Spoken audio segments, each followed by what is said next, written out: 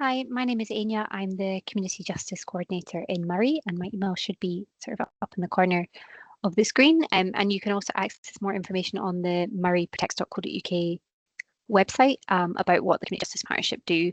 And also on another part of this website for Collective Voice, you should be able to access a recording of myself and Justin, the Alcohol and Drug Partnership lead, talking in more detail about how we have used the Collective Voice information within our strategic partnerships to inform planning.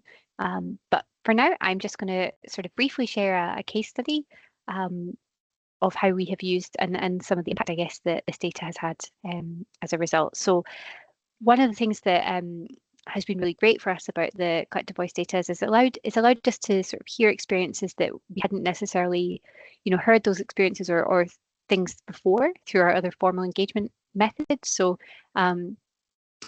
basically, as a result of some input that had been done within Inverness Prison, it was identified that the letter that people receive when they leave prison, that I guess names that as the last place of residence, and that letter should be accepted as that proof of address when doing things like setting up bank accounts or whatever is required sort of for people when they're first back in the community. We discovered that that letter wasn't actually being accepted by some of the banks within Moray.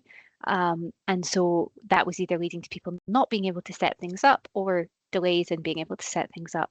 And so we were able to pass that piece of information on to one of our partners who was kind of the best fit for taking that action forward, and they were able to they were able to approach some of those some of the banks within the area and kind of talk to them about that letter, explain its purpose, explain that it is a legitimate document, and have some of those conversations.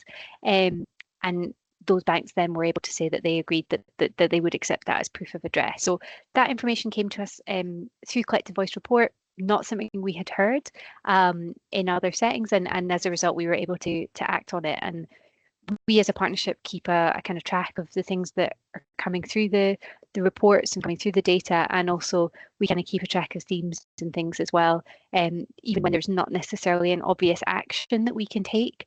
If we are seeing a lot of people saying similar types of things, we do then sort of take that and look into that further and try to unpick what might actually be going on. So yeah, thank you for listening to that really kind of brief sort of case study. I'm happy to share more if people would be interested. As I said, my email or please look on our website for information, and thank you for listening today.